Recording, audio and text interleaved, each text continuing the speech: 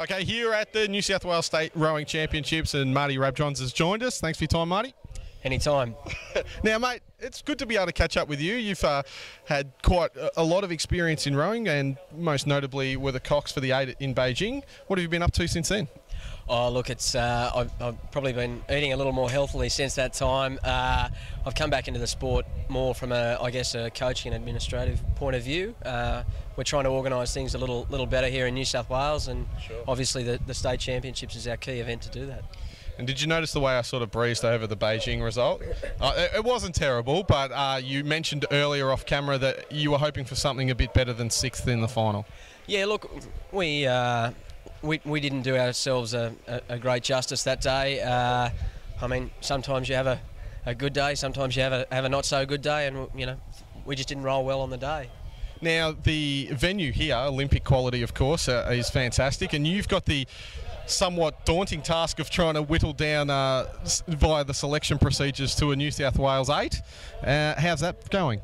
Oh, look, obviously watching the Elite 8 race there before was a showcase of some fantastic talent from right around the country, and Sydney Uni obviously did a really good job, and that's a lot of our fine, proud New South Welshmen were in there, so it's exciting.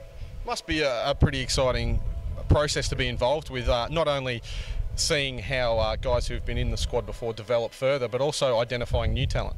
Yeah, look, we've really put a lot of effort in this year towards our state team, and that sort of works from the athletes to the coaches, and I think right across the board we'd be looking at a better performance from our state team this year than previous years. We spoke to Toby Lister, the Cox. King's Cup, he's pretty keen for 4 in a row. No doubt you've already got a smile on your face just thinking about it. Over there in Adelaide, it'd be pretty impressive to go first once again.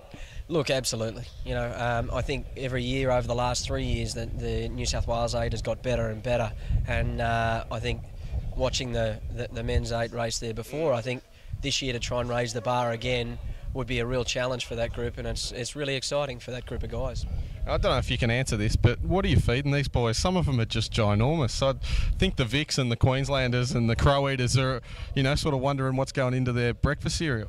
Look, that's why I can't cox anymore. So you're eating the same stuff. That's right. They finally put me on it. So no, it's good. We're really happy. We've got some great strength and conditioning coaches around the place who are doing a lot of good work in the clubs and the institutes to get the guys in the right physical shape to race. And without giving too much away, what are you looking for? Obviously, being such an important position, and having to whittle down and cut guys or consider guys and stuff like that for the best possible opportunity to win. What's the process, and what are the stages, and what's important to you as a selector in that regard? Yeah, look, I mean, we're pretty fortunate because the national system now is quite strong in terms of from a physiology sort of database of ergometer work and strength and conditioning sort of work. So we obviously, piggyback off that to get our numbers from ergos. Then we look at obviously on water work in the time trials, and then regattas such as this to sort of, make our final judgment calls. Do you miss being in the boat? Oh, absolutely. I think there's no better feeling than watching the 8s race to come down the track and sort of a tad over 5:35 is that's exciting. It's pretty quick. It's good. I'm really excited for Toby Lister to in particular to see him doing so well at the moment. So it's nice when you're going fast. Yeah, and just on that note, finally, what makes a good cox? Certainly being the right weight is certainly a big part of it. But I think being able to having a cool head under pressure, and certainly is a big part of it. And I guess gaining the trust of the guys that you can take them to the line without tipping them over the edge is certainly a major part of building that relationship and building a team to go really fast.